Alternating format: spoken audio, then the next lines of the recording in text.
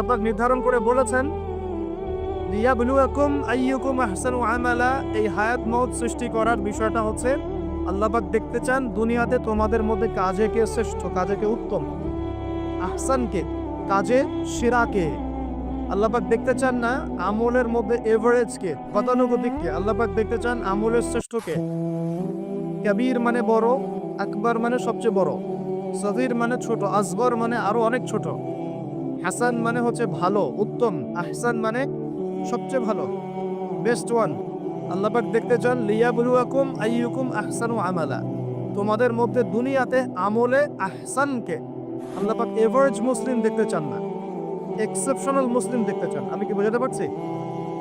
এই জন্য আল্লাহ পাক হায়াত ও মওত সৃষ্টি করেছেন এবং দুনিয়ার জীবনটা আমাদেরকে উপহার দিয়েছেন।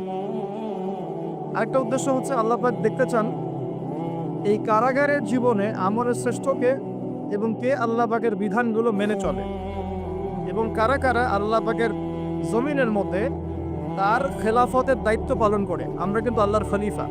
আমরা কি আল্লাহর খলিফা? আমাদের পিতাকে আল্লাহ পাক সৃষ্টি করেছিলেন পৃথিবীতে আল্লাহর খলিফা হিসেবে। আল্লাহর খলিফার কাজ কি? শুধু ইবাদত করাই খলিফার কাজ নয়। আল্লাহর খলিফার কাজ হচ্ছে আল্লাহ পাকের জমিনের মধ্যে ন্যায় বিচার প্রতিষ্ঠা করা, আল্লাহর বিধান প্রতিষ্ঠা করা। এটা আল্লাহর খলিফার কাজ। যদি পৃথিবীতে আমরা আল্লাহ পাকের বিধান প্রতিষ্ঠা না করে শয়তানের বিধান প্রতিষ্ঠা করি, তাহলে আমরা আল্লাহর খলিফা থাকবো না, শয়তানের খলিফা হয়ে যাব। আমি কি বুঝতে পারছি? আল্লাহ পাক দুনিয়ার এই কারাগারের জীবনটাতে আমাদেরকে নির্ধারিত সময় দিয়েছেন, ওয়াল আসরি, সময়ের কসম। আরেকটা অর্থ এখান থেকে নেওয়া যায়, সেটা হলো আল্লাহ পাক সময়ের কসম করে আমাদেরকে মূলত অতীতকালের দিকে তাকাতে বলছেন। কোন দিকে? অতীতের দিকে। কোরআন খুললে আপনি দেখবেন, আমার সামনে যে কিতাব আছে আল্লাহ পাকের কিতাব আল কোরআনুল কারীম, এই কোরআনুল কারীমকে আপনি তিনটা ভাগে ভাগ করতে পারবেন। একটা অংশে গিয়ে দেখবেন এখানে আছে হুকুম আহকাম, কি করা যাবে কি করা যাবে না, কি করতে হবে কি করতে হবে না। দ্বিতীয় অংশে গিয়ে আপনি পাবেন আল্লাহ রাব্বুল আলামিনের তাওহীদ, তাওহীদ, রিসালাত, আখিরাত, এই বিষয়টা পাবেন। আল্লাহ এক, মুহাম্মদ সাল্লাল্লাহু আলাইহি ওয়াসাল্লাম শেষ নবী, এবং আখিরাত, এর পরের জীবন, এর ধাপগুলো, হিসেব নিকেশ, জান্নাত জাহান্নাম, এগুলো পাবেন। আরেকটা অংশে গিয়ে আপনি পাবেন ইতিহাস। কি পাবেন? ইতিহাস, পূর্ববর্তী নবীগণের ইতিকথা পাবেন। একদম আদম আলাইহিস সালাম থেকে শুরু করে শেষ নবী মুহাম্মদ সাল্লাল্লাহু আলাইহি ওয়াসাল্লাম পর্যন্ত পুরো হিস্ট্রি আপনি কোরআনে পাবেন ইনশাআল্লাহ। আল্লাহ পাক ওয়াল আসরি বলে আমাদেরকে একটু পিছনের দিকে তাকাতে বলছেন, একটা জিনিস লক্ষ্য করতে বলছেন। সেই জিনিসটা কি? সেই জিনিসটা হচ্ছে আল্লাহ পাক লক্ষ্য করতে বলছেন যে আদম আলাইহিস সালাম থেকে শুরু করে শেষ নবী পর্যন্ত, বলেন মুহাম্মদ রাসূলুল্লাহ সাল্লাল্লাহু আলাইহি ওয়াসাল্লাম পর্যন্ত আল্লাহ পাকের একটা কমন সুন্নত দেখা যাচ্ছে। কমন সুন্নত, সাধারণ সুন্নত। কি সুন্নত? প্রত্যেক যুগে যুগেই যারা আল্লাহ পাকের বিধান মেনেছে, তার নবীর আনুগত্য করেছে, আল্লাহ পাক সেই মুমিন মুসলিম বান্দাদেরকে দুনিয়াতেও নাজাত দিয়েছেন, পরকালেও জান্নাত দিয়েছেন। ঠিক আছে কথার? আচ্ছা, আরেকটা সুন্নত হচ্ছে প্রত্যেক যুগে যুগে আদম থেকে নিয়ে শুরু করে মুহাম্মদ সাল্লাল্লাহু আলাইহি ওয়াসাল্লাম পর্যন্ত প্রত্যেক যুগে যুগেই যে বা যারাই আল্লাহর কথা শোনে নাই, আল্লাহর বিধান মানে নাই, তার নবীর আনুগত্য করে নাই, আল্লাহ পাক দুনিয়াতেও ধ্বংস করেছেন, আখিরাতেও ধ্বংস করেছেন। এই সুন্নতটা ইতিহাসে একদম কমন। আমি এক্সাম্পল দিয়ে বোঝাচ্ছি। নূহ আলাইহিস সালামের যুগে চলে যান, একটু খেয়াল করে দেখেন 950 বছর দাওয়াত দেওয়ার পরে মাত্র 40টা বা 80টা পরিবার ইসলাম কবুল করেছে। আল্লাহ পাক এই সারা দুনিয়ায় সেই 80টা পরিবারকেই বাঁচিয়ে রাখলেন, নিষ্কৃতি দিলেন, উদ্ধার করলেন, বাকি সবাইকে ডুবিয়ে মেরে দিলেন। আল্লাহ সুন্নাত, আল্লাহ পাকের কিছুই পরোয়া নাই। পরোয়া আছে? আচ্ছা, তারও একটু আগে যান, আদম আলাইহিস সালামের দুই ছেলে হাবিল এবং কাবিল, মনে আছে? কাবিলের কুরবানি কবুল হয় না, হাবিলেরটা কবুল হয়। এখানে হিংসা, এখানে কি হিংসা, পরশ্রী কাতরতা। তারটা কেন কবুল হয়, আমারটা কেন হয় না? এই হিংসার বশবর্তী হয়ে এক পর্যায়ে কাবিল হাবিলকে হত্যাই করে ফেল, এবং সেই হত্যাকাণ্ডের সাক্ষী ছিল একটা পাখি, তার নাম কি? কাক। কাক, হ্যাঁ। বিষয়টা হচ্ছে যে কাক সাক্ষী যে আদম আলাইহিস সালাম এর দুই সন্তান, এক সন্তানকে হত্যা করার পর আরেক সন্তান মাথায় হাত দিয়ে বসে আছে। কিভাবে তার ভাইকে দাফন করবে এই জ্ঞান তার কাছে নাই। আল্লাহ পাক কাককে পাঠালেন, সে মাটি খুঁড়ে দেখালো কিভাবে দাফন করতে হবে। তার মানে শিক্ষা আমাদের চারপাশেই আছে। শিক্ষা গ্রহণ করার জন্য সবসময় টেক্সট বুকের প্রয়োজন হয় না। শিক্ষা গ্রহণ করার জন্য সবসময় টেক্সট বুকের প্রয়োজন হয় না। এই ডারউইনের মতবাদের প্রয়োজন হয় না। শিক্ষা গ্রহণ করার জন্য একটু দূরদর্শিতাই যথেষ্ট। বহু মানুষ এই পৃথিবীতে বেঁচে আছেন যাদের অক্ষর জ্ঞান নাই, লিটারাল জ্ঞান নাই, কিন্তু তার অনেক বেশি অভিজ্ঞতা সম্পন্ন আছেন না? আচ্ছা, এমনকি আমাদের প্রিয় নবী মুহাম্মদ রাসূলুল্লাহ সাল্লাল্লাহু আলাইহি ওয়াসাল্লাম কিন্তু এই আক্ষরিক জ্ঞান আলিফ বা তা সা এগুলো লিখতে পড়তে জানতেন না। এটা কি আপনারা জানেন? আল্লাহ পাক তাকেই শেষ নবী করেছেন এবং আমরা তাকে বলি তিনি উম্মি। উম্মি মানে হচ্ছে অক্ষর জ্ঞানহীন। কিন্তু এই পৃথিবীর সবচাইতে জ্ঞানী মানুষ, ইতিহাসের শুরু থেকে শেষ পর্যন্ত সবচাইতে জ্ঞানী মানুষ হচ্ছেন মুহাম্মদ রাসূলুল্লাহ সাল্লাল্লাহু আলাইহি ওয়াসাল্লাম। অক্ষর জ্ঞানী সবকিছু নয়। সিগনেচার করতে পারলেই এই আপনার একটা জাতি জ্ঞানী হয় না। সাক্ষরতার হার বাড়লেই একটা জাতি জ্ঞানী হয় না। একটা জাতি জ্ঞানী হয় তখন যখন তার ভিতরে আধ্যাত্মিক পরিবর্তন আসে, যখন তার ভিতরে মানবিক গুণগুলি ইনস্টল হয়, যখন সে মানবতার কল্যাণে কাজ করতে পারে, যখন সে খারাপ পথে যায় না, ন্যায়ের পথে থাকে, অন্যায়ের পথে যায় না, তখন সে ভালো হয়। অক্ষর জ্ঞান সব কিছু নয়। আর আমরা এখন পাশের হারটাকে বেশি ফোকাস করি। কত পার্সেন্ট পাশের হার, কত পার্সেন্ট শিক্ষিত, এটা বড় কথা নয়, কত পার্সেন্ট পাশের হার। পাশের হার সব কিছু নয়। একটা দেশ আছে এখনো পৃথিবীর, তার নাম ভুটান। কি নাম? বলা হয় যে পৃথিবীর সবচেয়ে সুখী দেশগুলোর মধ্যে একটা হচ্ছে ভুটান। তারা কিরকম জানেন? কৃষিকাজ করে, হ্যাঁ কৃষিকাজ করে, দিন আনে দিন খায়, চাষাবাদ করে, ফসল ফলায়, যে ফসল খাওয়া দাওয়া করার পরে যেটা বেঁচে যায় সেটা এক্সপোর্ট করে। কেউ কারোর সাথে হানাহানিতে যায় না। হ্যাঁ, ছোট ছোট ছোট পরিবারে বিভক্ত, গোত্রীয়, সেখানে গোত্রীয় বিভাগ আছে, কিছু পলিটিশিয়ানরাও আছেন, কিন্তু কারোর সাথে কোনো হানাহানি কাটাকাটি এইসবে নাই কারো। পৃথিবীর সবচেয়ে সুখী দেশগুলোর তালিকায় ভুটানকে বলা হয় একটা দেশ। শিক্ষা নিলেন কাবিল কার কাছ থেকে? কাকের কাছ থেকে। এখানে একটা হাদিস মনে পড়ে যায়, শেয়ার করি। নবী সাল্লাল্লাহু আলাইহি ওয়াসাল্লাম বলেছেন, এই পৃথিবীতে প্রথম হত্যাকাণ্ড সংগঠিত করেছিল কাবিল।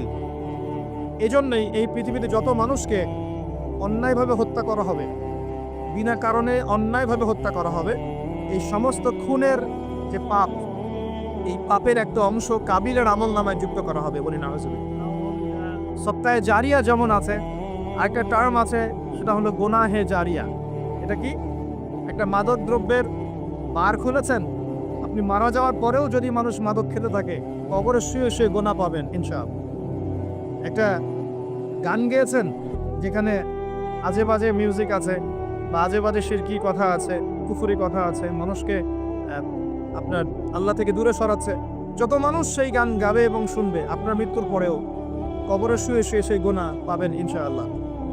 একজন মানুষ সিনেমা হল করেছে এবং সেখানে নগ্ন ছবি প্রদর্শন করা হয়। এখনকার বেশিরভাগ সিনেমাতেই নগ্ন ছবি দেখানো হয়, কারণ এখন অনলাইনে ঢুকলেই মনে হয় এই জগৎ সমান সমান যৌনতা, মানে এই পৃথিবীটাই মানে যৌনতা, সবখানেই যৌনতা। এমনকি একটা স্যান্ডো গেঞ্জি কিনতে যাবেন, সেখানেও দেখবেন একটা নগ্ন মেয়ের ছবি দিয়ে রেখে দিয়েছে, সব যৌনতা। তো এই যে সিনেমা হলটা করেছেন, যত মানুষ এখানে সিনেমা দেখবে, যদি আপনি মারাও যান, যত মানুষ সিনেমা দেখতে থাকবে, এই গুনার একটা অংশ আপনার কবরে অটোমেটিক ট্রান্সফার হতে থাকবে ইনশাআল্লাহ।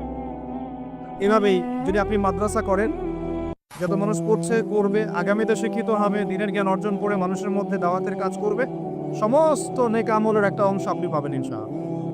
একটা মসজিদ করেছেন, মসজিদে ইনভেস্ট করেছেন, একটা মসজিদ করে দিয়েছেন, এই মসজিদে যত মানুষ নামাজ পড়বে ইনশাআল্লাহ আপনি এর একটা নেকির ভাগিদার হবেন ইনশাআল্লাহ। আপনি একটা বই লিখেছেন অথেন্টিক সুন্দর, এই বই যত মানুষ পড়ে উপকৃত হবে, আপনি কবরে শুয়ে শুয়ে নেকি পাবেন ইনশাআল্লাহ। ভালো কিছু বলেছেন, ভালো লেকচার দিয়েছেন, যত মানুষ শুনবে, আমল করবে, জীবন পরিবর্তন করবে, ইনশাআল্লাহ আপনি কবরে শুয়ে শুয়ে নাকি পাবেন ইনশাআল্লাহ। এটা সবচেয়ে সেরা ইনভেস্ট, সবচেয়ে সেরা ব্যবসা। আল্লাহ পাক আমাদেরকে এই ধরনের ব্যবসা বেশি বেশি করার তৌফিক দান করুন। এখানে একটা প্রশ্ন আসবে যে হাবিলকে কেন কাবিল হত্যা করলো? উত্তর হচ্ছে হিংসা। উত্তরটা কি? এই কাবিলের সুন্নত কিন্তু 1400 বছরেও, 1400 বছর না, 1400 বছর তো নবীর যুগই চলে গেছে। আসলে এই লক্ষ লক্ষ বছরের পরেও কাবিলের এই সুন্নত কিন্তু শেষ হয়ে যায় নাই। এখনো কিন্তু হাবিল কাবিলের সুন্নত সমাজে আছে। যখনই দেখা যাবে যে কেউ কোনো ভালো কাজ করছে, ভালো কিছু হচ্ছে, তখন এক শ্রেণীর কাবিল অটোমেটিক বের হয়ে যাবে, যারা এই হাবিলের পিছনে লেগে যান। আছে কি না? প্রতিটা সেকশন এটা আছে। যদি পলিটিক্যাল ক্ষেত্রে একজন পলিটিশিয়ান ভালো কাজ করা শুরু করে, কিছু কাবিল বের হয়ে তার বিরোধিতা করা শুরু করে, দেখবেন। সমাজের ক্ষেত্রে কিছু ভালো নেতা যদি বের হয়, তারা ভালো কাজ করছে মানব সেবামূলক, কিছু বের হবে কাবিল যারা এর পিছনে লেগে থাকবে। ধর্মীয় ক্ষেত্রেও দেখবেন যদি ভালো কিছু আলেম, ওয়াইজ, ভালো মুফাসসির, আপনার লেখক বা ভালো কিছু বের হয়, ভালো কোনো পার্সন বের হয় যারা দিনের জন্য কাজ করছেন, উম্মার জন্য কাজ করছেন, এক শ্রেণীর কাবিল অটোমেটিক বের হয়ে যাবে, যাদের কাজই হবে 24 ঘন্টা তার পিছনে লেগে থাকে। কিন্তু এতে করে ফায়দা কি? এতে করে কাবিলদের কোনো ফায়দা নেই, এতে করে হাবিলের ফায়দা আছে। কিরকম ফায়দা? হাবিল কি বলছিল? হাবিল বলছে যে তুমি যদি আমাকে মারার জন্য হাত প্রশস্ত করো, আয়াতটা পড়ে দেখেন, সূরা মাইদার মধ্যে আছে, শুরুর দিকেই আছে। তুমি যদি আমাকে হত্যা করার জন্য হাত প্রশস্ত করো, আমি কখনো তোমাকে হত্যা করার জন্য হাত বাড়াবো না। এটা হাবিলের কথা। কত উচ্চ লেভেলের শিক্ষা তার পিতা মাতা তাকে দিয়েছেন, কত উঁচু লেভেলের শিক্ষা আদম আলাইহিস সালাম এবং হাওয়া আলাইহিস সালাম তাকে দিয়েছেন, কত উচ্চ মানের তাকওয়া তার মধ্যে ছিল। সে বলছে তুমি যদি হাত বাড়াও আমাকে মারার জন্য, হে কাবিল, আমি তোমাকে হত্যা করার জন্য আমার হাত বাড়াবো না, বরং আমি ভয় করছি আমাকে হত্যা করলে তুমি আমার এবং তোমার সমস্ত গুনাহ নিয়ে কিয়ামতের মাঠে উঠবে এবং তুমি শয়তানের অন্তর্ভুক্ত হয়ে যাবে। তাহলে কাবিল কি শেষমেশ এই দলে পড়ে নাই?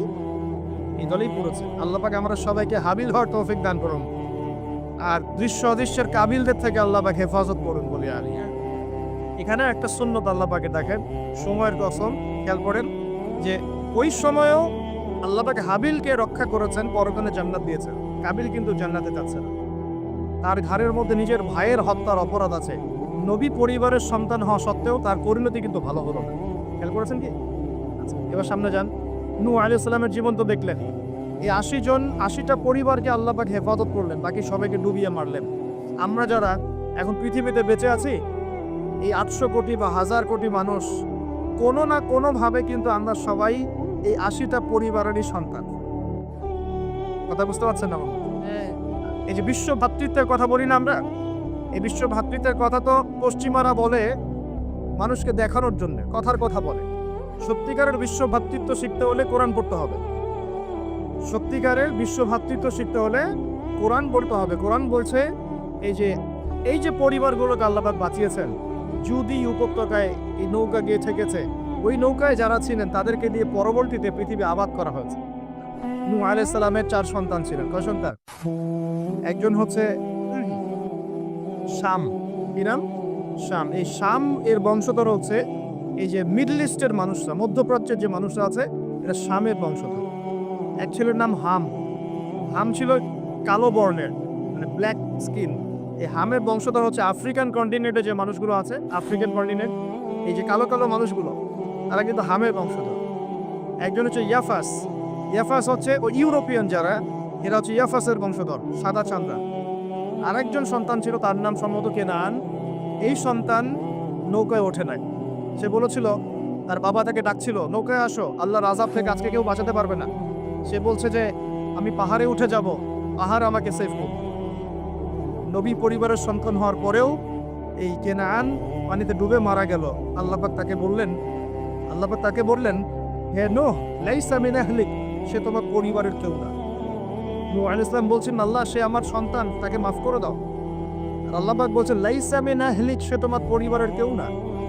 মানে আল্লাহর হুকুম আহকাম না মেনে চললে নবী পরিবারের সন্তান হয়েও কেউ আল্লাহর গজব থেকে বাঁচতে পারে।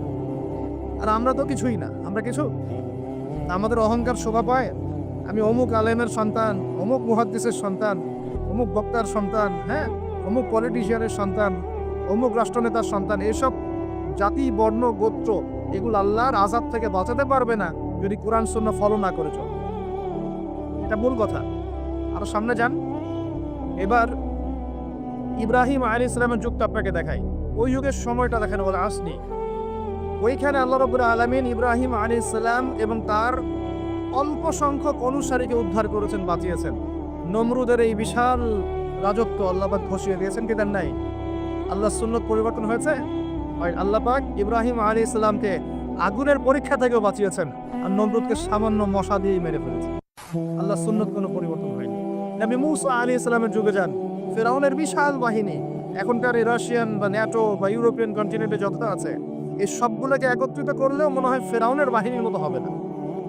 এই পুরো বাহিনীটাকে এক মনে হয় 1 ঘন্টার মধ্যেই আল্লাহ পাক লোহিত সাগরে ডুবিয়ে মেরে দিলেন। একদিনের মধ্যেই।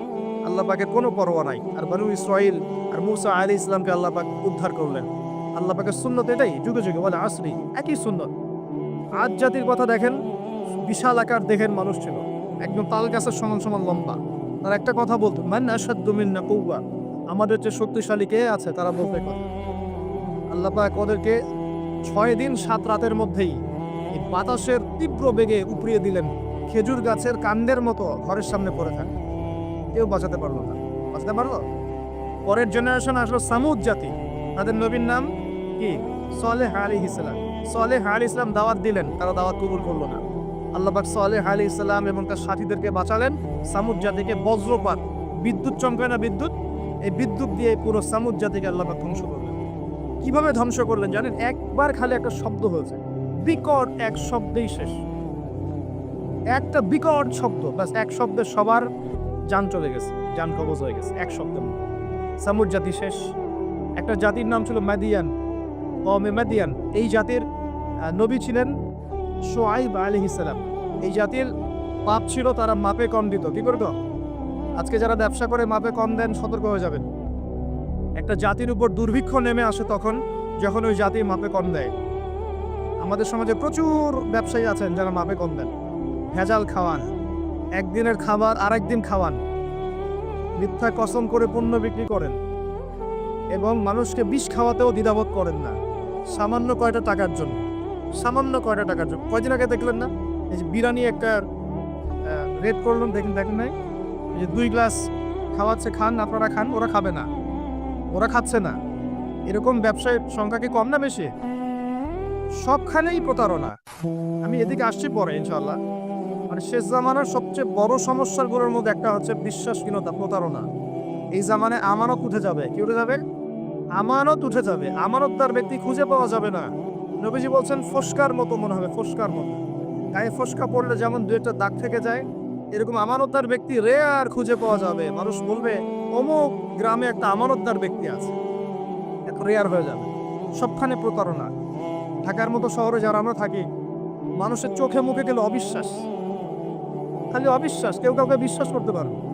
কেউ যদি একটা ভিক্ষুক যদি এসে গ্লাসের মধ্যে নক করে বলে যে আমাকে 2টা টাকা দেন, আমি ভাত খাইনি 3 দিন, বিশ্বাস করতে কষ্ট হয় যে সত্যি সত্যি নিচ্ছেন না মিথ্যা মিথ্যা নিচ্ছেন। এত অবিশ্বাস এখন। তারপরে ভিক্ষারও সিস্টেম, বলে যে আমাকে একটা কম্বল কিনে দেন, আর বড় আমি শাড়ি কিনবো, আমি লুঙ্গি কিনবো। সবার কাছে এই কথা বলে বলে সে টাকা উঠাচ্ছে। পরে গিয়ে দেখেন ওই টাকার একটা অংশ সে মাশাআল্লাহ নষ্ট করে ফেলছে। আরেকটা অংশ দিয়ে কি করছে জানেন? শুনলে অবাক হয়ে যাবেন। একটা কোলের বাচ্চাকে নিয়ে ভিক্ষা করছে, কোলের বাচ্চা। এই কোলের বাচ্চাটা সে হায়ার করে আনছে একজনের কাছে, ভাড়া নিয়ে আসছে। সেটা তার বাচ্চা না, অন্য কারো বাচ্চার ভাড়া নিয়ে আসছে। এবং সেই বাচ্চাটাকে ঘুমের ওষুধ খাইয়ে দেয়। কি খাইয়ে দেয়? ঘুমের ওষুধ খাইয়ে দেয়। ফিডারের সাথে অন্য কিছুর সাথে ঘুমের ওষুধ খাইয়ে দেয়। বাচ্চা ঘুমায় আর বাচ্চাকে ফেলে রেখে সে বলে যে বাচ্চা অসুস্থ, চিকিৎসার জন্য টাকা দেন, চিকিৎসার জন্য টাকা দেন। মানুষ টাকা দিয়ে যায়, কেউ দেয় কেউ দেয় না, দিয়ে যায়। এই যে একটা টাকা হয় সারাদিন শেষে, বাচ্চা ঘুমিয়ে আছে, বাচ্চা ঘুমের ওষুধ খাওয়া।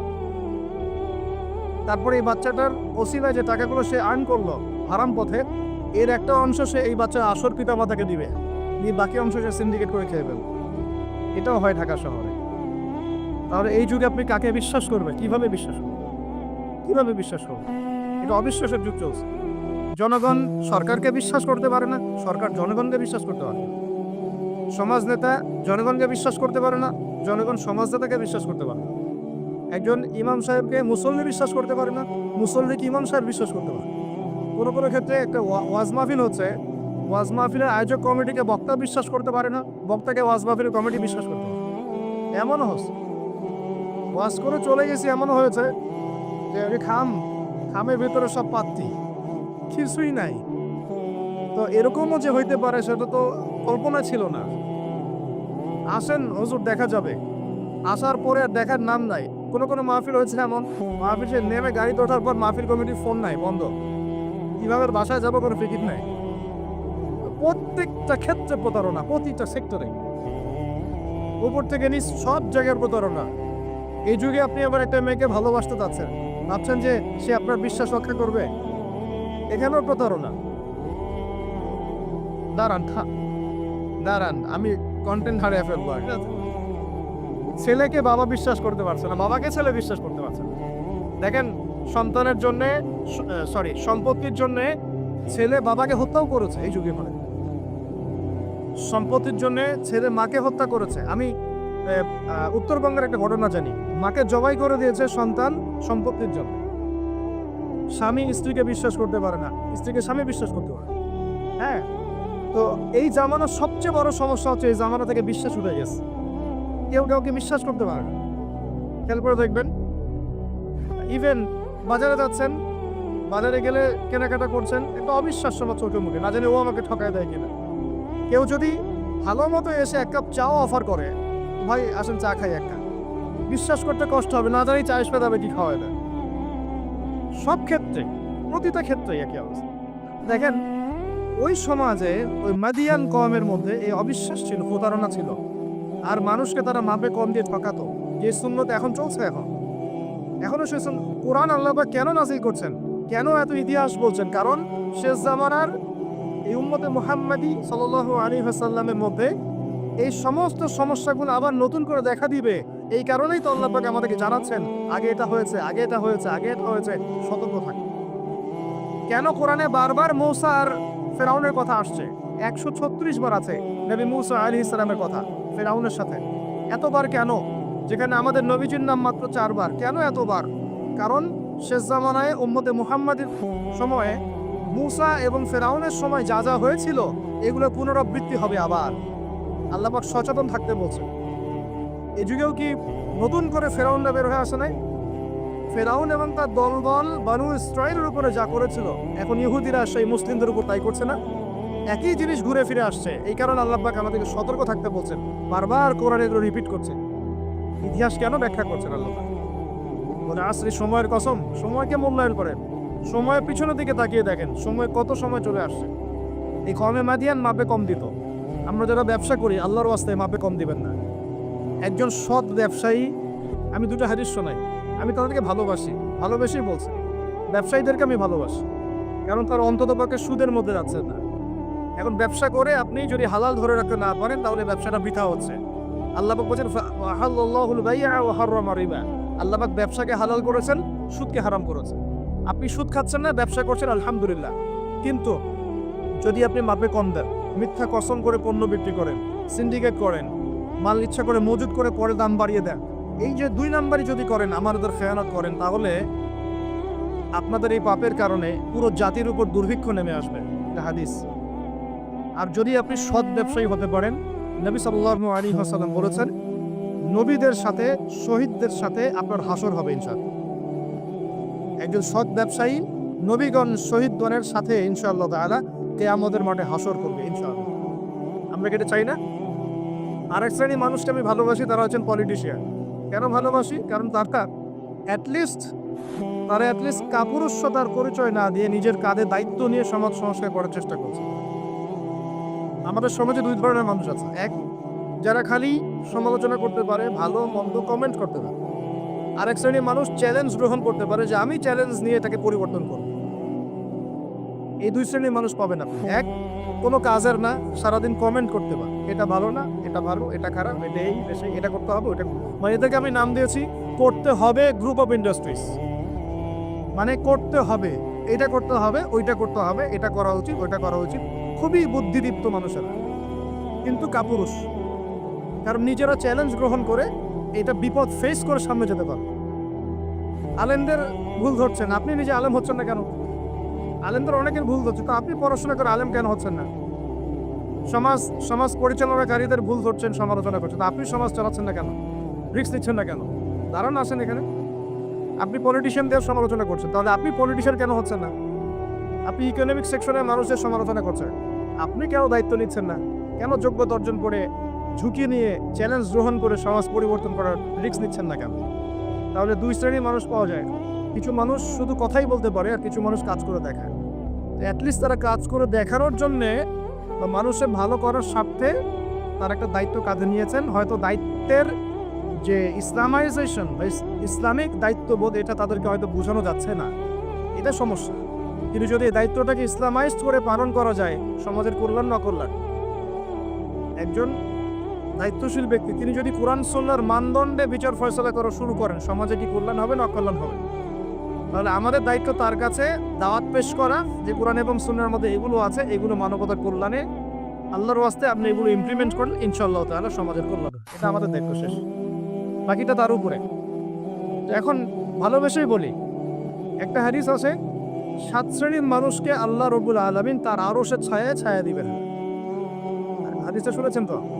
7 শ্রেণীর মানুষকে আল্লাহ পাক তার নিজের আরশের ছায়ায় ছায়া দিবেন, মানে তারা জান্নাতে যাবে ইনশাআল্লাহ।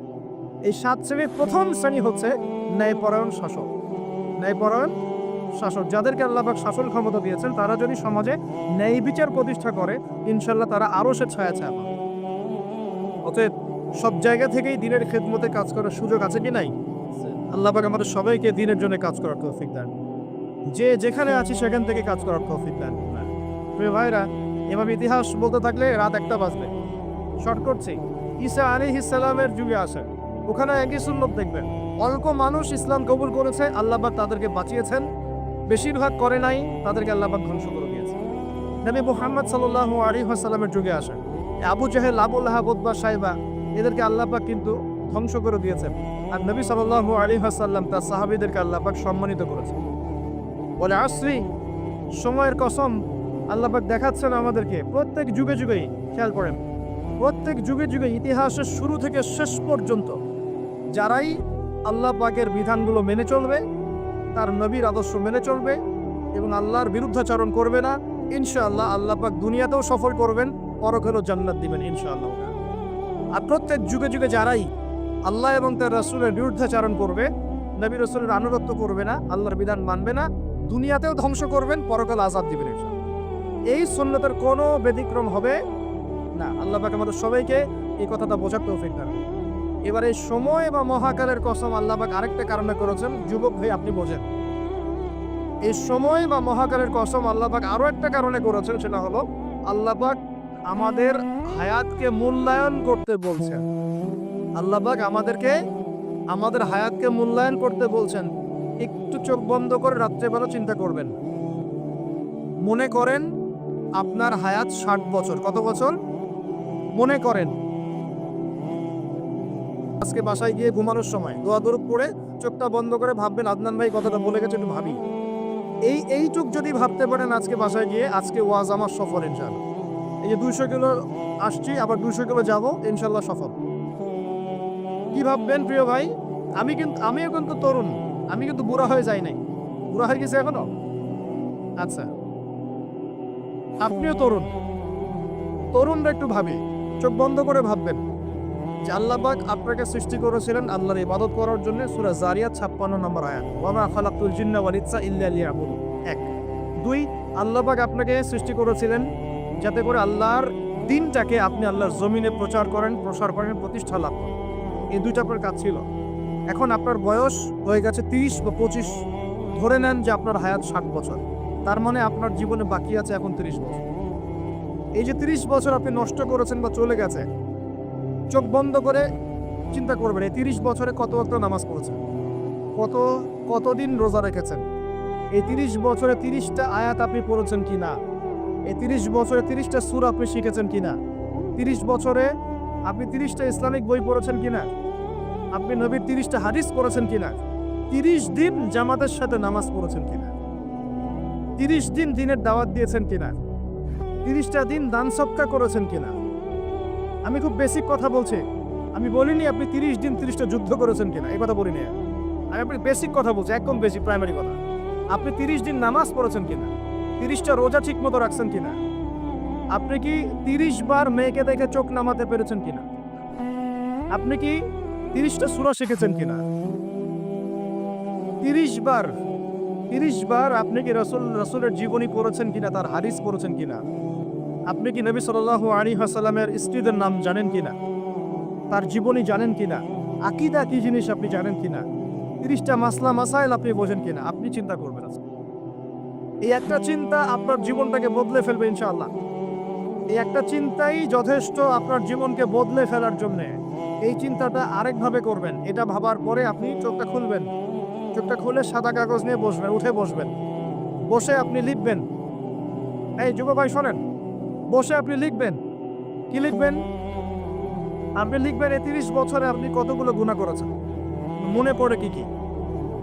হয়তোবা আমি দোয়া করি যেন এমনটা না হয়, তবে হয়তোবা আপনি খুঁজে পাবেন এই 30 বছর আপনি বেনামাজি ছিলেন।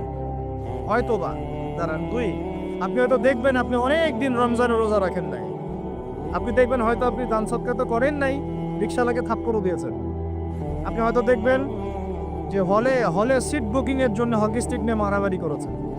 আপনি হয়তো দেখবেন যে 30 বছরে 30টা মেয়ের সাথে সম্পর্ক করা শেষ।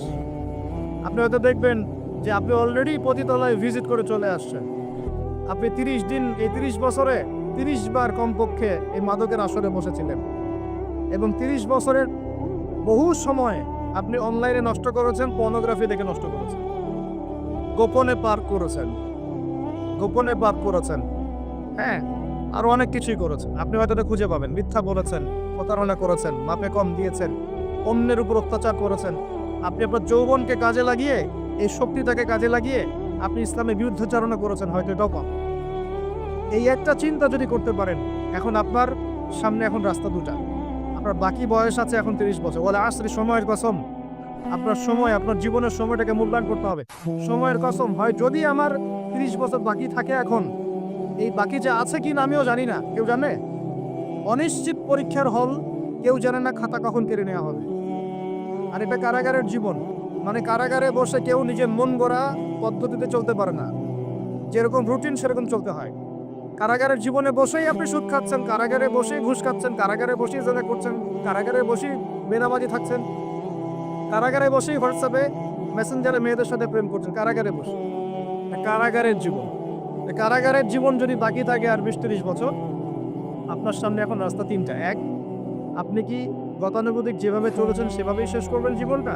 যদি শেষ করে দেন তাহলে পৃথিবীর ইতিহাস থেকে আপনার নাম একদিন মুছে যাবে। আপনি একাই কবরে শুয়ে থাকবেন, আপনার আত্মা ইল্লিনে না গিয়ে সিজ্জিনে চলে যাবে। পৃথিবীর কোনো মানুষ আপনাকে মনে রাখবে না। আপনি একাই আযাব ভোগ করতে থাকবেন, কেউ আপনাকে বাঁচাতে আসবে না। এবং এই আযাব একবার শুরু হলে কোনোদিনও শেষ হবে না, কোনোদিনও না। কবরেও, হাসরেও, বারজাখেও এবং আপনার জাহান্নামে। এটা একটা অপশন। 2 নম্বর অপশন, আপনি নিজেকে সংশোধন করলেন, সংশোধন করে গতানুগতিক মুসলিম হলেন। গতানুগতিক মুসলিম কেমন? হ্যাঁ, তওবা করেছি, এখন আমি মাশাআল্লাহ 5 ওয়াক্ত নামাজ টুকটাক পড়ার চেষ্টা করি, আমি মিথ্যা কথা বলি না, আমি হালাল খাওয়ার চেষ্টা করি, হ্যাঁ, আমি পার্ট টাইম কিছু দাওয়াতি কাজ করি এবং আমি আমার পরিবার নিয়ে সুখে শান্তিতে বসবাস করার চেষ্টা করছি। আমি কোনো ঝুঁকির মধ্যে যাই না, ঝুঁকিতে যাই না। মানে আমি সৎ কাজেও আদেশ করি কিন্তু ঝুঁকিতে যাই না। মানে এমন কোনো কিছু করি না যাতে আমার উপর কোনো বিপদ আসে, এটাতে আমি যাই না। গতানুগতিক মুসলিম চলছে। আর একটা হচ্ছে সমাজ পরিবর্তনকারী মুসলিম। এরা কেমন? এরা নিজেরা তো জ্ঞান অর্জন করেই এবং জ্ঞান অনুযায়ী আমলও করে, তারা সৎ কাজে আদেশও করে, একই সাথে অসৎ কাজে নিষেধও করে। সত্যটাকে নির্ভীকতার সাথে, সাহসিকতার সাথে, হিকমার সাথে সবার সামনে উপস্থাপন করে, আল্লাহর কাছে দোয়া করে এবং সমাজটাকে পরিবর্তন করে ফেলার চেষ্টা করে। এরা হচ্ছে আহসান, সবচেয়ে উত্তম শ্রেণী। কিভাবে বললাম উত্তম শ্রেণী? নবীজি বলছেন তোমাদের সামনে একটা জামানা আসবে, এটাও শেষ জামানার হাদিস।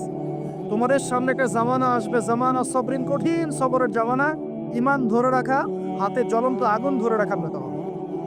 ওই সময় যদি তোমরা কেউ আমার সুন্নতের উপর অটল থাকতে পারো, আমার মৃত সুন্নতকে আবার জীবিত করতে পারো, তাহলে 50 জন শহীদ সাহাবীর নেকি পাবে ইনশাআল্লাহ। এরা সমাজ পরিবর্তনকারী মানুষ। আর ইতিহাসে যারা সমাজ পরিবর্তনকারী মানুষ, তাদের জীবনে পরতে পরতে বিপদ আপদ বলা মুসিবত আসবেই। আমার ছোট্ট গবেষণায় 4টা ক্ষেত্র থেকে আসতে পারে যখন আপনি হকের উপর থাকবেন। 1 নাম্বার, প্রথম বাধা চলে আসবে পরিবার থেকে। কোত্থেকে? পরিবার। আপনি গতানুগতিক মুসলিম হলে আপনি সব জায়গায় পার পেয়ে যাবেন, কিন্তু যদি একটু কঠোরতা প্রয়োগ করেন যে আমি একদম কোরআন সুন্নাহ 100% ফলো করতে চাই, আমি এমন না যে নামাজও পড়ি শুধু খাবো, এমন হবো না। আমি নামাজও পড়বো, শুধু খাবো, আমি রোজাও রাখবো, আমি যাকাতও দিব, আমি হজমরাও করবো, আল্লাহর বিধানের প্রতি শ্রদ্ধাশীল থাকবো, চেষ্টা করবো ইসলামকে প্রসার করার প্রতিষ্ঠার চেষ্টা করবো। তখন আপনার প্রথম বাধা আসবে পরিবার থেকে। দাড়ি রাখছো কেন? দাড়ি রাখলে তোমাকে এরকম লাগে। হ্যাঁ, তুমি চাকরির উপরে কাপড় কেন পরছো? পরলে তোমাকে অমন লাগে। আগে তো গিটার বাজাইতা, আগে তো গান গাইতা, আগে মেয়ে নিয়ে থাকতা, ভালো ছিল। এখন কেন সারাদিন বই নিয়ে পড়ে থাকো, ইসলামিক বই নিয়ে পড়ে থাকো, নামাজ নিয়ে পড়ে থাকো? হ্যাঁ, কি পরিবর্তন হলো? বাবা মার টেনশন, এখন পিতামাতার টেনশন। কেউ তো এরকম অ্যাডভার্টাইজ বানিয়ে টিভিতে দেখাচ্ছে, এগুলো দেখেন নাই? আগে ছেলে ভালো ছিল, হঠাৎ করে কি পরিবর্তন হয়ে গেল। হ্যাঁ, সুবহানাল্লাহ। আল্লাহর পথে ফিরে আসা মানুষের ক্রাইটেরিয়াগুলো মেনশন করে করে বলছে, এগুলো দেখা গেলে যোগাযোগ করবেন স্থানীয় কর্তৃপক্ষের সাথে, ওই ছেলের মতো সমস্যা আছে। আস্তাগফিরুল্লাহ, আস্তাগফিরুল্লাহ। একজন ব্যক্তি গিটার বাজাতো, গান গাইতো, মাদকের সাথে ছিল, মেয়ে নিয়ে ফুর্তি করতো, সেখান থেকে এসে নামাজ পড়ছে, এই জন্য কি সে জঙ্গি হয়ে যাবে? এখন সে মাশাআল্লাহ কোরআন তেলাওয়াত করছে, কোরআন বোঝার চেষ্টা করছে, আলেম ওলামার কাছে গিয়ে পরামর্শ করছে, হাদিস পড়ছে, এই জন্য কি সে জঙ্গি হয়ে গেছে? পশ্চিমারা যা গিলায় আমরা তাই গিলি। পশ্চিমারা যা গিলায় আমরা তাই গিলবো কেন? ওদের কাছে কিসের জ্ঞান আছে? পশ্চিমাদের কাছে কোরআনের জ্ঞান আছে, হাদিসের জ্ঞান আছে। ও সিলেক্ট করে দিবে যে কোনটা জিহাদ আর কোনটা জঙ্গিবাদ। আশ্চর্যকর ব্যাপার। কোরআন এবং সুন্নাহর চর্চা যদি মুসলিমরা করে, তাহলে কি তারা সন্ত্রাসী হয়ে যাবে? ওরা তো চাইবেই যেন আমরা এই কাজগুলো না করি। ওরা তো চাইবেই যাতে আমরা কোরআন সুন্নাহর চর্চা না করি। ওরা যা বলে সেই ভাষায় আমরা কথা বলা শুরু করেছি। ওরা বলছে, একটু পরে আমি বোঝাচ্ছি আপনাদেরকে, ওরা বলেছে যে জ্ঞান সেটাই, ভালো করে বোঝেন, জ্ঞান সেটাই যেটা পরীক্ষা নিরীক্ষা, যুক্তি, বিজ্ঞান, দর্শন দিয়ে লাভ করা যায়। আর আমরা বলছি আল্লাহর ওহী হচ্ছে চূড়ান্ত জ্ঞান। আল্লাহর ওহী কি? চূড়ান্ত জ্ঞান। এই যে জ্ঞানতাত্ত্বিক পার্থক্য, ওরা যা দেখে না তাতে বিশ্বাস করে না, এই কারণে তারা জিনে বিশ্বাস করে না, আত্মায় বিশ্বাস করে না, আল্লাহয় বিশ্বাস করে না, ফেরেশতায় বিশ্বাস করে না, পরে আগের আসমানি কিতাবে বিশ্বাস করে না, নবী রাসূলে বিশ্বাস করে না, কবরের আযাব, জান্নাত, জাহান্নাম, মিজান, পুরস্কার কোনো কিছুই বিশ্বাস করে না। কেন করে না? ওদের এপিস্টেমোলজি হচ্ছে, জ্ঞানতাত্ত্বিক দর্শন হচ্ছে যা দেখি না বিশ্বাস করি। ওই দর্শনটা আমরা কাট পেস্ট করে নিয়ে আমাদের ছোট ছোট বাচ্চাদেরকে এখন গিলাচ্ছে এইগুলো। ওই দর্শন কেন ফলো করবো আমরা? আমাদের দর্শন হচ্ছে চূড়ান্ত জ্ঞান কার পক্ষ থেকে আসে? আল্লাহর পক্ষ থেকে আসে। আল্লাহ যা সত্য বলেছেন তাই সত্য, আল্লাহ যা মিথ্যা বলেছেন তাই মিথ্যা। আল্লাহর ওহী চূড়ান্ত সত্য মিথ্যার মানদণ্ড, মানুষের যুক্তি, বিজ্ঞান, দর্শন নয়। এই জায়গায় তো পার্থক্য, সে করেই তো পার্থক্য। এই জ্ঞানতাত্ত্বিক সংজ্ঞায় পার্থক্য বলেই তো আপনাকে ডারউইনের মতবাদ পড়াচ্ছে, কারণ সে তো বিশ্বাসই করে না যে মানুষকে আল্লাহ সৃষ্টি করেছে। আর আমরা বিশ্বাস করি আদম আলাইহিস সালামকে সৃষ্টি করেছেন কে? অতএব এই মতবাদের আমাদের কোনো প্রয়োজন নাই, কারণ আমরা তো জানি কোরআনে আল্লাহ পাক এটা বলেছে। যে জানে না, যার কাছে কোরআন নাই, যার কাছে হাদিস নাই, তার ওই মতবাদের প্রয়োজন আছে, আমার তো নাই। ওরা যা বলে আমরা তাই গেলার চেষ্টা করি। ওরা এগুলো সংজ্ঞা শিখিয়ে দিয়েছে যে মুসলিম যুবকরা এরকম করলে তারা খারাপ হয়ে যাবে, এখন বাস এটা প্রচার করা হচ্ছে। আশ্চর্য বিষয়। আমরা তো চাইবো প্রত্যেক ঘরে ঘরে কোরআনওয়ালা মানুষ তৈরি হোক, হাদিসওয়ালা মানুষ তৈরি হোক, নামাজি হয়ে যাক সবাই, তাহলে সমাজে শান্তি আসবে। একজন নামাজি ব্যক্তি বেশি ভদ্র হয় না বেনামাজি ভদ্র হয়? বলেন। নামাজ মানুষকে শৃঙ্খলা শেখায় না, কোরআন মানুষকে মানবতা শেখায় না। কোরআন সুন্নাহর কোনো জায়গায় কি বলা আছে নিরপরাধ কোনো মানুষকে হত্যা করতে হবে? বরং আমি তো একটা আয়াত বললাম, কেউ যদি একজন মানুষের জীবন বাঁচায়, সূরা মাইদা আল্লাহ পাক বলছেন, কেউ যদি একজন মানুষের জীবন বাঁচায়, সে যেন পুরো মানব জাতিকে বাঁচালো, বলি আলহামদুলিল্লাহ। আর কেউ যদি কোনো মানুষকে অন্যায়ভাবে হত্যা করে, সে যেন পুরো মানব জাতিকে হত্যা করে। একটু খেয়াল করে দেখেন, সারা বিশ্বে যত মানুষকে হত্যা করা হচ্ছে মুসলিম কান্ট্রিগুলোতে, সিরিয়া, ইয়েমেন, প্যালেস্টাইন, আফগান তো চলে গেল, তারপরে আপনার ইরাক, লিবিয়া, জর্ডান, লেবানন, ঠিক আছে, ওই যে রোহিঙ্গা, তারপরে উইঘুর, মুসলিমদেরকে যেখানে যেখানে হত্যা করা হয়েছে, এখানে মানবতা বিরোধী অপরাধ হয়নি? এটাকে সন্ত্রাসবাদ বলা যায় না? এটা ওদের জঙ্গিবাদ নয় কি? তাহলে প্রকৃত অর্থে সন্ত্রাসী এবং জঙ্গি কারা? মুসলিমরা না ওরা? যখন নিরপরাধ মাসুম বাচ্চাদেরকে বোম মেরে হত্যা করা হয়, মা বোনদেরকে ইজ্জত নষ্ট করা হয়, আমাদের মুসলিম ভাইদেরকে পাখির মতো গুলি করে হত্যা করা হয়, তখন এই মতবাদ থাকে না? তো এদের কাছ থেকে আমাদেরকে শিখতে হবে কোনটা ন্যায় কোনটা অন্যায়। এগুলো চলতে থাক, কিন্তু এই চলা ইনশাআল্লাহ তাআলা বেশি দিন সাস্টেইন করবে না ইনশাআল্লাহ। কারণ আমরা শেষ জামানার ছাত্র, আমরা জানি যে এই জুলুম ইনশাআল্লাহ তাআলা এই বিশ্বের বেশি দিন থাকবে না ইনশাআল্লাহ। অচিরে আল্লাহ রাব্বুল আলামিন এমন প্রজন্ম আনবেন, এমন নেতা আনবেন যাকে আল্লাহ পাক বলছেন তার নাম হবে মাহদি, এবং তার নাম মুহাম্মদ, তার টাইটেল মাহদি। বাবার নাম আব্দুল্লাহ, মায়ের নাম আমিনা। মুহাম্মদ সাল্লাল্লাহু আলাইহি ইসলামের বংশধর থেকে একজন। তার সাথে আল্লাহ পাক ঈসা আলাইহিস সালামকে পাঠাবেন, এবং তিনি এই পুরো জুলুমের শেকড়টাকে এমনভাবে উপড়ে ফেলবেন যে 40 বছর তার ন্যায় এবং ইনসাফের শাসন না আসা পর্যন্ত কিয়ামত হবে না ইনশাআল্লাহ। অতএব সামনে অপেক্ষা করছে এই বিজয়ের দিন। খুশি হচ্ছেন না বিজয় বেজার হচ্ছে? ইনশাআল্লাহ তাআলা এই দিন আমরা দেখে যেতে পারি না পারি, এই মেসেজটা তো পৌঁছে দিতে পারি যে সামনে এটা আসছে ইনশাআল্লাহ। আমাদেরও কিছু দায়িত্ব আছে, আমি সেদিকে পরে আসবো ইনশাআল্লাহ। প্রিয় ভাইরা, একটা কথা খালি বললাম এখানে, সময়টাকে মূল্যায়ন করতে আল্লাহ পাক আপনাকে পরামর্শ দিয়েছে। এখন আপনার সামনে সবচেয়ে বেস্ট অপশন কোনটা? আপনি পাপগুলোর লিস্ট করে 2 রাকাত নামাজ পড়বেন, সুন্দর করে ওযু করে চোখের পানি ছেড়ে দিয়ে আল্লাহকে বলবেন, আল্লাহ এই 30 বছর আমি যত পাপ করেছি, যত পাপ আল্লাহ করেছি, জেনে করেছি না জেনে করেছি, বুঝে করেছি না বুঝে করেছি, প্রকাশ্যে করেছি গোপনে করেছি, যত পাপ আল্লাহ হয়েছে আমার দ্বারা, আল্লাহ তুমি সমস্ত পাপকে মাফ করো। বলবেন আল্লাহুম্মা গফিরলি মা কদ্দামতু ওয়া মা আখখারতু ওয়া মা আসরারতু ওয়া মা আ'লানতু ওয়া মা আনতা আ'লামু বিহি মিন্নি আনতাল মুকদ্দিম ওয়া আনতাল মুআখির ওয়া আনতা আলা কুল্লি শাইইন কাদির। এটা একটা দোয়া। অথবা বলবেন আল্লাহুম্মা আনতা রাব্বি লা ইলাহা ইল্লা আনতা খালাকতানি আনা আবদুকা ওয়া আনা আলা আহদিক ওয়া ওয়া'দিকা মাস্তাতা'তু আউযু বিকা মিন শাররি মা সানা'তু আবু'ু লাক বিনি'মাতিকা আলাইয়া ওয়া আবু'ু বিযানবি ফাগফিরলি ফাইন্নাহু লা ইয়াগফিরু যুনুবা ইল্লা আনতা। এটাও পারেন না, বলবেন আল্লাহুম্মা ইন্নী যালামতু নাফসি যুলমান কাসীরান ফাগফিরলি মাগফিরাতান মিন ইনদিকা ওয়ারহামনি ইন্নাকা আনতাল গফুর। এটাও পারেন না, বলবেন রব্বিগফিরলি রব্বিগফিরলি। এটাও পারেন না, বলবেন রব্বিগফির ওয়ারহাম ওয়া আনতা খায়রুর রাহিমিন। রব্বিগফির ওয়ারহাম ওয়া আনতা খায়রুর রাহিমিন। আমার সাথে বলেন রব্বিগফির ওয়ারহাম ওয়া আনতা খায়রুর রাহিমিন।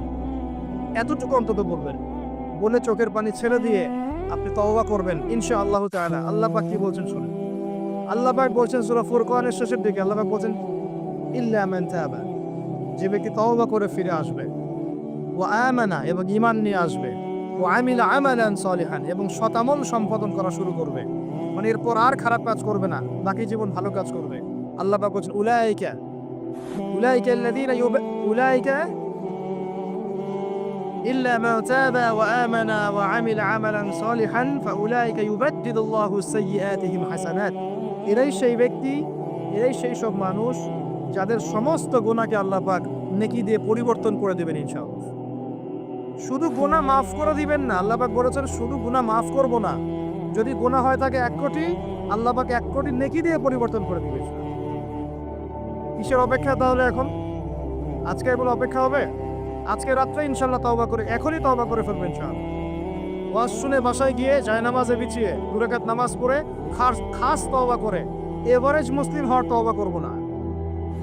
কিরকম মুসলিম হওয়ার তওবা করব? যে মুসলিমরা সমাজ পরিত্যাগ করবে ইনশাআল্লাহ, ওই মুসলিম হওয়ার চেষ্টা করব। এটা করতে গেলে কি লাগবে? ফার্স্ট অফ অল আপনাকে জ্ঞান অর্জন করতে হবে। কি করতে হবে? প্রচুর পড়াশোনা করতে হবে, জ্ঞানের বিপ্লব চাই। তারপরে বেশি বেশি নেক আমল করতে হবে নবীর সুন্নাহ অনুযায়ী। এরপর হালাল খাইতে হবে, তারপরে আদর্শ পরিবার করতে হবে, নিজের পরিবারে পর্দা সালাত কায়েম করতে হবে, তারপরে সমাজে সৎ কাজে আদেশ করবেন, অসৎ কাজে নিষেধ করবেন, এই যে মানব কল্যাণমূলক কাজ করবেন, সবার সাথে ঐক্যবদ্ধ থাকবেন, বিভক্ত হবেন না, সবার কল্যাণ চাবেন, কারো অকল্যাণ চাবেন না, কারোর সাথে হিংসা বিদ্বেষ বিভক্ত আমাদের মধ্যে যাবেন না, সমালোচনা সংস্কৃতির মধ্যে যাবেন না, আল্লাহওয়ালা আত্মশুদ্ধিওয়ালা মানুষের কাছে থাকবেন, পলিটিশিয়ানদের সাথে ভালো সম্পর্ক রাখবেন, তাদেরকে নিয়ে দিনের কাজ করবেন, তাদেরকে বাদ দিয়ে দিনের কাজ করবেন না, তাদেরকে নিয়ে দিনের কাজ করবেন, এবং তাদের মধ্যে যারা সৎ যারা তাদেরকে ভোট দিবেন। সমস্যা কি? ডেমোক্রেসি 100% ইসলামিক পদ্ধতি কিনা সেটা পরের প্রশ্ন। এখান থেকে আপনি এখন বের হতে পারছেন না, তার মানে এখান থেকে স্কিপ করা আপনার পক্ষে পসিবল হচ্ছে না। তাহলে যে ব্যক্তি সৎ তাকে কমসে কম নিযুক্ত করেন, সমস্যা কি? তার দ্বারা কিছুটা হলেও তো উপকার হবে। মানে নাই মামার চেয়ে তো কানা মামা ভালো নাকি? খেলাফত তো কায়েম করতে পারছেন না, পারছেন?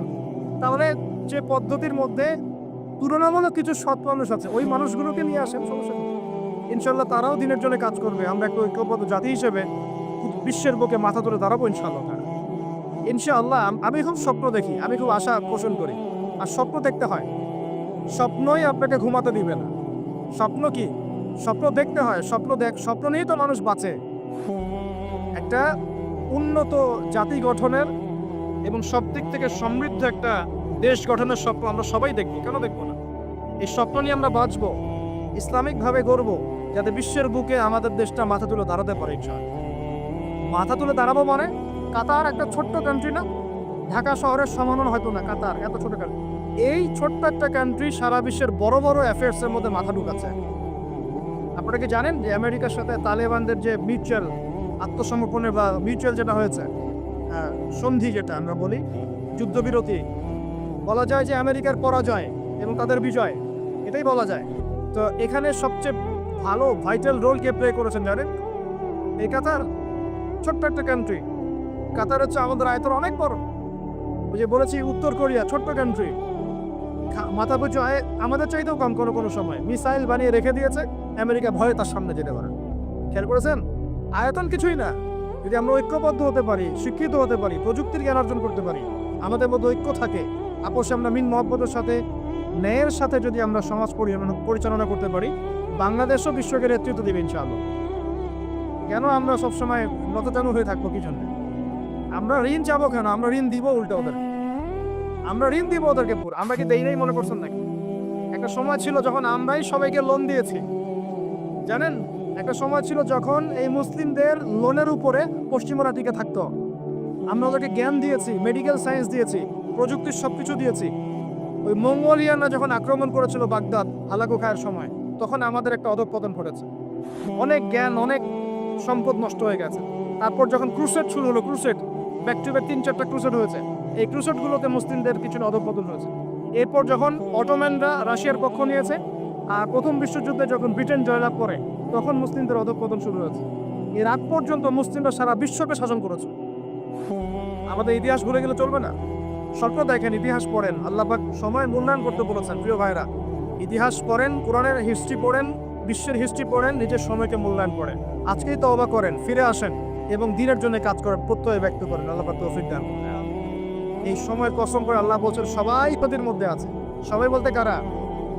সবাই বলতে সেই সব মানুষ বাদ দিয়ে যারা 4টা গুণ অর্জন করবে। কয়টা গুণ ভাই? মাত্র 4টা গুণ। কয়টা গুণ?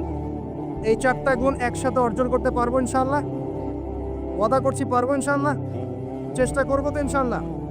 শুনে নেন, সংক্ষিপ্ত করে বলছি। 1, আমাদের সবাইকে মুমিন হতে হবে। ইল্লাল্লাযীনা আমানু, যারা ঈমানদার। ঈমানদার কারা?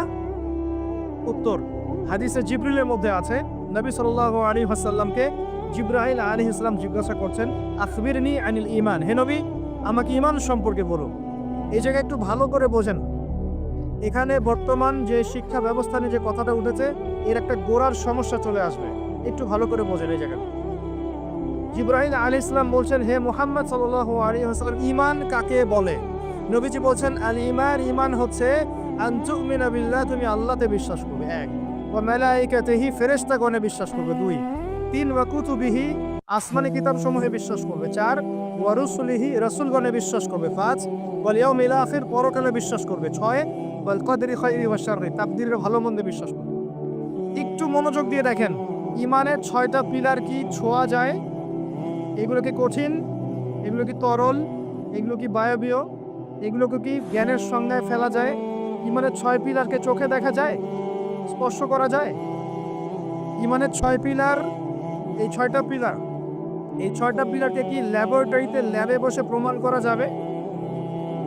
এই 6টা পিলারকে কি যুক্তি, বিজ্ঞান, দর্শনের মানদণ্ডে বিচার করা যাবে? যাবে না। আল্লাহ পাক বলছেন, আলিফ লাম মিম যালিকাল কিতাব লা রাইবা ফি হুদাল লিল মুত্তাকিন, মুত্তাকি কারা? আল্লাযীনা ইউমিনুনা বিল গায়বি, যারা এই গায়েবে বিশ্বাস করে। ঈমানের 6 পিলার সবই গায়েব।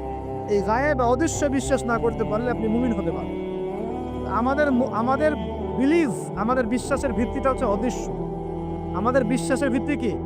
অদৃশ্যের জগৎ, গায়েবের জগৎ। আর পশ্চিমাদের বিশ্বাসের জগৎ হচ্ছে দৃশ্যমান জগৎ। এ কারণেই তাদের শিক্ষা সিস্টেমগুলো সব দৃশ্যমান জিনিসে বিশ্বাস করে, অদৃশ্য বিশ্বাস করে। এই কারণেই তারা এই সব মতবাদগুলোকে বইপত্র নিয়ে আসে। এই ডারউইনের মতবাদ বলেন, এই যে আপনার এটা কি অ্যাস্ট্রোনমিক্যাল এগুলো বলেন, নাসার গবেষণাগুলোকে বলেন, মঙ্গলের এটা খুঁজতেছে, চাঁদের ওটা খুঁজতেছে, মানে ওরা চোখে যা দেখবে এটা বিশ্বাস করবে। চোখে যা দেখি না বিশ্বাস করব। আর ওই মতবাদটাকে তারা জোর করে মুসলিমদের উপর চাপাতে যাচ্ছে। এই কারণেই মুসলিমদের বইপত্রের মধ্যে এখন এগুলো ঢুকে যাচ্ছে, এই মতবাদগুলো ঢুকে যাচ্ছে। তাহলে সমস্যা কিন্তু গোড়ায়। আমাদের কাছে জ্ঞানের সংজ্ঞা হচ্ছে জ্ঞান আল্লাহর পক্ষ থেকে আসে। আল্লামাল ইনসান মা লাম ইয়ালাম। আমি মানুষকে সেই জ্ঞান শিক্ষা দিয়েছি যা মানুষ জানতো না। আল্লাহ বলছেন আমি শিক্ষা দিয়েছি, মানুষ জ্ঞানী ছিল না, আমি শিক্ষা দিয়েছি। আল্লাহ বলছেন ওয়াকুলিল হাক্কু মির রাব্বিকুম, সূরা কাহফ ৩৯ নম্বর আয়াত। আল্লাহ বলছেন হক সেটাই, জ্ঞান সেটাই যা তোমার রবের পক্ষ থেকে নাযিল হয়। আল্লাহ বলছেন ফালা তাকুনান্না মিনাল মুমতারিন, এই হক আল্লাহর পক্ষ থেকে আসে, তুমি সন্দেহ পোষণ করো না। ওদের জ্ঞানের সংজ্ঞা জ্ঞান দেখা যায়, ছোঁয়া যায়, উপলব্ধি করা যায়, এর আলোকে জ্ঞান কারা নির্ধারণ করে। আমরা বলছি জ্ঞান হচ্ছে আল্লাহর পক্ষ থেকে আসে। এটাকে আমরা ফিলোসফি ভাষায় বলি এপিস্টেমোলজিক্যাল একটা ডিফারেন্স, মানে জ্ঞানতাত্ত্বিক পার্থক্য। এই কারণেই শিক্ষা ব্যবস্থায় এই দ্বৈন্যতা দেখা দিচ্ছে। ওদের শিক্ষা ব্যবস্থা এরকম, চোখে যা দেখবে তা বিশ্বাস করবে, চোখে যা দেখবে না বিশ্বাস করবে। আর আমাদের শিক্ষা ব্যবস্থার ভিত্তি হচ্ছে অদৃশ্য, গায়েবে আমরা বিশ্বাস করি। আল্লাহ গায়েব, দেখি নাই বিশ্বাস করি, ফেরেশতা বিশ্বাস করি, আসমানি কিতাব বিশ্বাস করি, নবী রাসূল বিশ্বাস করি, পরকাল বিশ্বাস করি, আপনার ভাগ্যে বিশ্বাস করি। এগুলো বিশ্বাস না করলে আপনি মুমিন হতে পারবেন না। আর আল্লাহ পাক বলছেন মুমিন না হলে ক্ষতির মধ্যে আছো, সময়ের কসম। প্রথম শর্ত মুমিন হতে হবে, মনে বিশ্বাস করতে হবে, মুখে স্বীকার করতে হবে, কাজেও বাস্তবায়ন করতে হবে। এই পার্থক্যের কারণেই শেকড়ের সমস্যা হয়েছে। এখন ডালপালা নিয়ে আমরা নাড়াচাড়া শুরু করেছি। এটা কেন, ইতিহাস কেন বিকৃত হচ্ছে, কেন ডারউইনের মতবাদ, কেন এই কেন সেই, এর শেকড়টা হচ্ছে এখানে। এখানে জ্ঞানতাত্ত্বিক পার্থক্য আছে। তো ওরা জ্ঞানের সংজ্ঞা যা বোঝে আমাদের সংজ্ঞা তা নয়, আর ওদের বুঝটাকে জোর করে চাপিয়ে দেওয়া হচ্ছে আমাদের উপর। এখন সলিউশন কি? সলিউশন হচ্ছে আপনাকে বিকল্প সিলেবাস চিন্তা করতে হবে, এমন সিলেবাস যেখানে জেনারেল এবং ইসলামিক শিক্ষার সমন্বয় থাকবে এবং সেগুলোকে পড়ানোর মতো মুত্তাকি টিচারও থাকতে হবে। এরকম ইনস্টিটিউশন থাকতে হবে, বা যেগুলো আছে সেগুলোর মধ্যে নতুনত্ব, সিলেবাসে নতুনত্ব এনে, সংস্কার এনে ইনপুট করতে হবে। অথবা উপরের লেভেল থেকে কোনো উদ্যোগ গ্রহণ করলে ইনশাল্লাহ সমস্যা সব হয়ে যাবে। আর আমরা আশা করি আমাদের ঊর্ধ্বতন কর্তৃপক্ষ যারা আছেন তারা জোর করে আমাদেরকে এগুলো চাপিয়ে দিবেন না ইনশাল্লাহ। আমরা আশা করি তারা এগুলোর ব্যাপারে সচেতন হবেন এবং এই অনইসলামিক শিক্ষাগুলোকে আমাদের সোনামণিদের বই থেকে দূর করবেন ইনশাল্লাহ। বিশ্বাস করেন, একটা বছর সময় লাগবে না, 1 বছর লাগবে না ইনশাল্লাহ। 1 বছরের মধ্যে পুরো শিক্ষা সিস্টেমকে ঢেলে সাজানো সম্ভব। প্রত্যেক প্লে গ্রুপ থেকে শুরু করে মাস্টার্স পর্যন্ত প্রত্যেক সেকশনে জেনারেল শিক্ষার সাথে ইসলামিক শিক্ষাকে সমন্বয় করা সম্ভব। 1 বছর লাগবে না ইনশাআল্লাহ। এই সৎ উদ্যোগ যদি কেউ নিতে পারে, আমি দোয়া করে আল্লাহ পাক তৌফিক দান করুন, পুরো জাতির জন্য কল্যাণকর হবে ইনশাআল্লাহ। আমার ছেলে ডক্টর হবে, হাফেজে কোরআনও হবে ইনশাআল্লাহ, কি সমস্যা? হতে পারবে না? আমার ছেলে পলিটিশিয়ান হবে, সমাজকে নেতৃত্ব দিবে, সে আলেমও হবে ইনশাআল্লাহ, কি সমস্যা? একজন ইমাম সাহেব, মুফতি সাহেব, তিনি অর্থনীতির জ্ঞান রাখবেন, কি সমস্যা? কোনো সমস্যা? একজন মুহাদ্দিস মুফতি যারা ফারেগ হয়ে বের হচ্ছে তারা বিশ্ব রাজনীতি সম্পর্কে জ্ঞান রাখবেন, কোনো সমস্যা? সবকিছু আমাদের পড়াশোনা করতে হবে, তারপরে আমরা যে যার সেকশন ভাগ করে দেবো ইনশাআল্লাহ। এইখানে একটা সমস্যা, জ্ঞানতাত্ত্বিক সমস্যা। ইমানের সংজ্ঞাটা শেখেন। ইমানের সবকিছু গায়েবে বিশ্বাস, আমরা গায়েবে বিশ্বাস করি। এখন শুধু বিশ্বাস করলে কি হবে না, আমলও করতে হবে। কেউ যদি বলে আমি ইমানদার, নামাজ পড়ি না, চলবে কথা? আমি ইমানদার, যাকাত দেই না, আমি ইমানদার, রমজানের রোজা রাখি না, আমি ইমানদার, হজ করি না, আমি ইমানদার, কালিমা তাওহীদ শিরক বেদাত বুঝি না, হবে? আমাদের সবাইকে প্রকৃত ইমানদার হতে হবে। আল্লাহ পাক তৌফিকের আয়াত বলি আমিন। 2 নাম্বার ভাই আমলে সালেহ, একটু মনোযোগ দেই, এই জায়গাগুলো কি ইম্পর্টেন্ট জায়গা। ওয়া আমিলুস সালিহাত, আমলে সালেহ মানে কি? এক কথায় শুনেন, আমলে সালেহ মানে আল্লাহ রাব্বুল আলামিন কোরআনে যে কাজগুলো করতে বলেছেন সেগুলো করব, এর নাম আমলে সালেহ। ঠিক আছে? আল্লাহ পাক কোরআনে যে কাজ করতে বলেছেন করব, তার নাম আমলে সালেহ। একই সাথে আল্লাহ পাক কোরআনে যা করতে বলেন নাই তা করব না, সেটা ছেড়ে দিব, এটা আমলে সালেহ ইনশাআল্লাহ। আল্লাহ পাক নামাজ পড়তে বলেছেন, নামাজ পড়ব, আমলে সালেহ। আল্লাহ সুদ ছাড়তে বলেছেন, সুদ খাবো না, না খাওয়াটাই আমলে সালেহ। মানে শুধু সৎ কাজ করাই আমলে সালেহ নয়, অসৎ থেকে দূরে থাকাটাও কিন্তু আমলে সালেহ। এই যে আপনি দাড়ি ছেড়ে দিয়েছেন, শেভ করছেন না, মানে আপনি আমলে সালেহের মধ্যে আছেন। আপনি টাকটোর উপরে কাপড় পরছেন, নিচে নামাচ্ছেন না, তার মানে আমলে সালেহ আছে। আপনি জেনা করছেন না, বিয়ে করেছেন, আপনি আমলে সালেহের মধ্যে আছেন। আপনি মদ খাচ্ছেন না, না খাওয়াটাই আমলে সালেহ। আপনি মেয়ের দিকে খারাপ চোখে তাকাচ্ছেন যে না, এটাই আমলে সালেহ। শুধু ভালো কাজ করাই কিন্তু আমলে সালেহ নয়, খারাপ থেকে দূরে থাকো কি আমলে সালেহ। আল্লাহ পাক সবাইকে বোঝার তৌফিক দান। আরেকটা বিষয় হচ্ছে হাদিসের মধ্যে আমাদের প্রিয় নবী সাল্লাল্লাহু আলাইহি ওয়াসাল্লাম যে কাজগুলো করতে বলেছেন সেগুলো করাও হচ্ছে আমলে সালেহ। যেমন নবীর মতো খাবো, নবীর মতো কাপড় পরবো, নবীর মতো ঘুমাবো, নবীর মতো উঠবো, চলবো, ফিরবো, সব কাজ কার মতো? নবী সাল্লাল্লাহু আলাইহি ওয়াসাল্লামের সুন্নাহ মতো হবে ইনশাআল্লাহ। এটা আমলে সালেহ। এটা শেখার জন্য হিসনুল মুসলিম বই পড়েন, সুন্নতের উপর অনেক বই আছে, এগুলো পড়তে থাকেন। আরেকটা বিষয় হলো হাদিসে নবী সাল্লাল্লাহু আলাইহি ওয়াসাল্লাম যে কাজগুলো নিষেধ করেছেন সেগুলো না করাও হচ্ছে আমলে সালেহ। এই হলো আমলে সালেহের সুন্দর সংজ্ঞা। আরেকটা বিষয় মনে রাখবেন, ইমানের বিপরীতে যেমন কুফর থাকে, ইমানদার না হলে কুফর হতে হয়, কাফের হতে হয়। তাওহীদের বিপরীত যেমন শিরক থাকে, আমলে সালেহ এর বিপরীতেও বেদাত থাকে। কি থাকে? এই শব্দ শুনেছেন কি? সংজ্ঞা হচ্ছে মানে আমিলা আমালান লাইসা আলাইহি আমরুনা ফাহুয়া রাদ।